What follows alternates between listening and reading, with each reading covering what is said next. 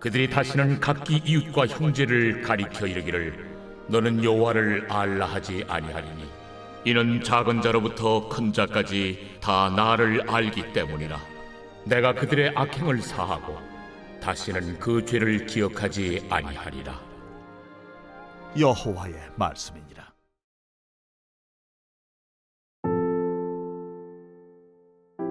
하나님께서 잊으신 것을 우리가 더 이상 기억할 필요는 없습니다. 우리 주변을 표류하던 죄책감은 불현듯 출몰하여 우리를 천천히 좌절의 늪에 빠지게 합니다. 이는 하나님께 계속해서 죄를 범하는 것입니다. 하나님께서는 당신께 고백한 우리의 죄를 더 이상 기억하지 않으십니다. 그 죄는 더 이상 우리를 좌절하게 하지 못합니다. 우리는 자유합니다. 대출기한이 지난 책들을 연체 없이 반납할 수 있는 도서관이 있습니다. 불법 총기를 처벌 없이 자진 신고할 수도 있는 제도를 두는 국가들도 있습니다. 그러나 우리가 범한 연체와 불법 총기 소지에 대해 사면을 받을 때까지 우리는 그 사실을 숨겨야 합니다. 그것은 우리의 양심을 속이는 도덕적 실패이며 하나님 앞에서 죄를 범한 것이기도 합니다. 우리는 그것을 어디에도 숨길 수 없으며 없앨 수 없습니다. 그런 우리에게 하나님은 대사면을 베푸셨습니다. 이로 인해 우리의 죄책감, 두려움과 원한은 증발해버렸고 우리는 자유하게 되었습니다. 하나님께서 벗겨주신 짐을 더 이상 우리가 지고 있을 필요가 없습니다. 문제는 서로를 향한 우리의 행위는 돌이킬 수 없다는 것입니다. 우리는 종종 말과 행동으로 누군가의 마음을 아프게 합니다. 악의로 그럴 때도 있고 부주의해서 그렇게 할 수도 있습니다.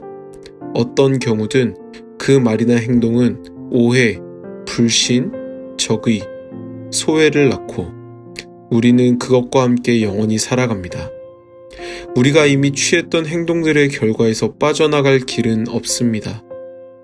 상황은 점점 불쾌해져 가고 소외는 깊어만 가고 상처는 측정할 수 없는 정도에 이릅니다. 수년 전에 내뱉은 심한 말로 인해 관계가 계속 악화된 가정이 있습니다. 서로의 상처로 인해 마음이 얼어붙어 더 이상 회복되기가 어려워 보입니다.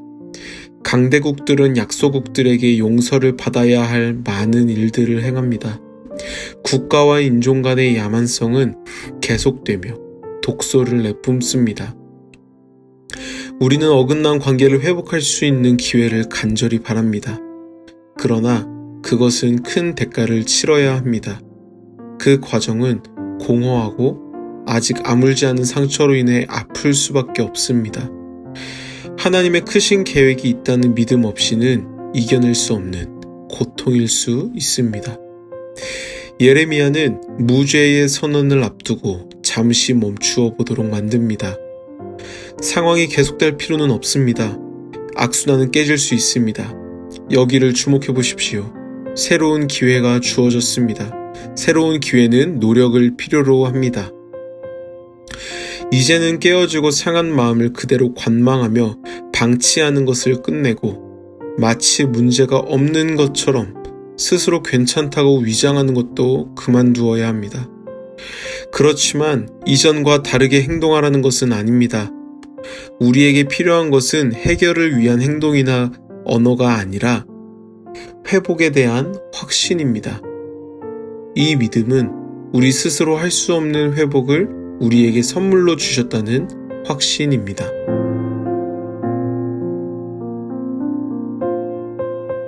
용서하시는 하나님, 우리는 진실로 새로운 시작을 생각하며 무릎을 꿇습니다. 우리의 깨어진 마음을 주께 내어놓습니다. 자격 없는 자에게 주시는 주님의 은혜로 우리 안에 사랑할 수 있는 새 마음을 창조하시는 그 능력을 확신합니다. 아멘.